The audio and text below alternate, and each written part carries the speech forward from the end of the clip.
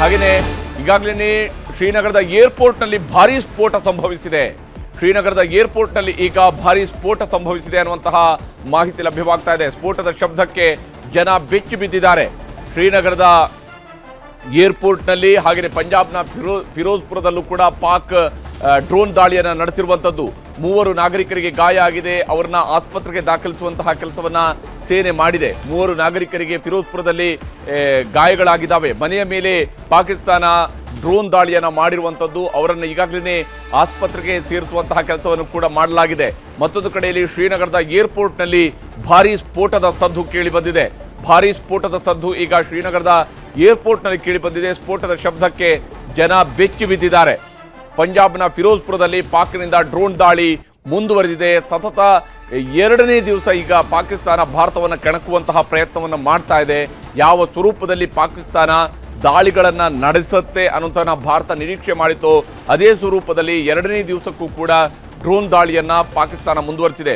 ಬಹುತೇಕ ಪಾಕಿಸ್ತಾನದ ಬಳಿಯಲ್ಲಿ ಯಾವುದೇ ರೀತಿಯಾದಂತಹ ಯುದ್ಧ ತಂತ್ರಗಾರಿಕೆಗಳು ಇಲ್ಲ ಅನ್ನುವಂತಹ ಸ್ವರೂಪದಲ್ಲಿ ಮತ್ತು ಭಾರತವನ್ನು ಹೇಗಾದರೂ ಮಾಡಿ ಯುದ್ಧಕ್ಕೆ ಆಹ್ವಾನಿಸಬೇಕು ಅನ್ನುವ ರೀತಿಯಲ್ಲಿ ಪಾಕಿಸ್ತಾನದ ಸೇನಾಪಡೆ ಯೋಚನೆ ಮಾಡ್ದಂಗೆ ಕಾಣ್ತಾ ಇದೆ.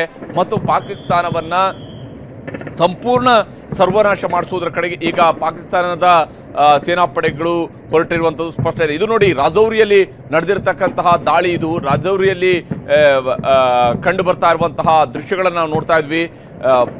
ಬಹುತೇಕ ಏನು ಒಂದಾದ ಮೇಲೊಂದು ಬರ್ತಾ ಇರುವಂತಹ ಡ್ರೋನ್ಗಳನ್ನು ನೋಡ್ತಾ ಹೋದರೆ ಸಾಲು ಡ್ರೋನ್ಗಳನ್ನು ರಜೌರಿ ಮೇಲೆ ಕೂಡ ಹರಿಬಿಟ್ಟಿದ್ದಾರೆ.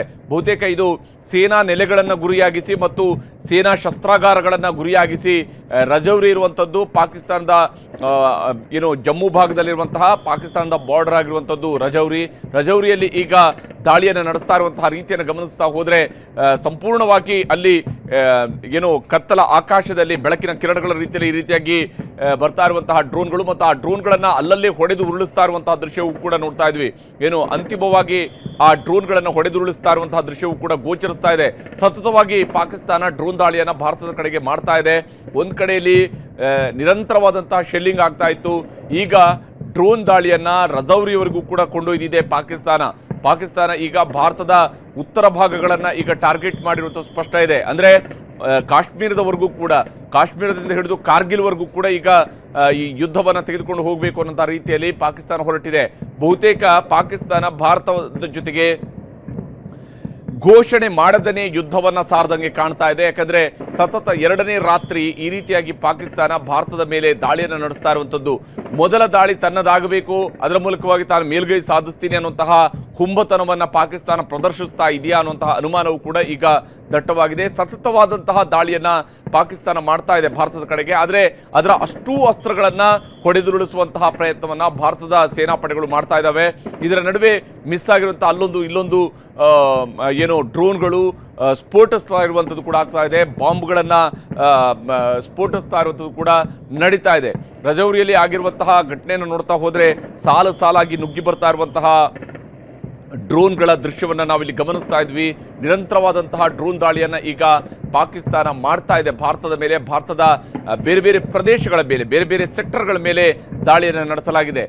ಇವತ್ತು ಜಮ್ಮು ಕಾಶ್ಮೀರದ ಮುಖ್ಯಮಂತ್ರಿ ಕೂಡ ಒಂದು ವಿಚಾರವನ್ನು ದೃಢಪಡಿಸ್ತಾ ಇದ್ರು. ಅನಂತನಾಗ್ನಲ್ಲಿರ್ತಕ್ಕಂತಹ ಒಂದು ಸೇನೆಯ ಏನು ಶಸ್ತ್ರಾಗಾರ ಏನಿದೆ, ಆ ಶಸ್ತ್ರಾಗಾರ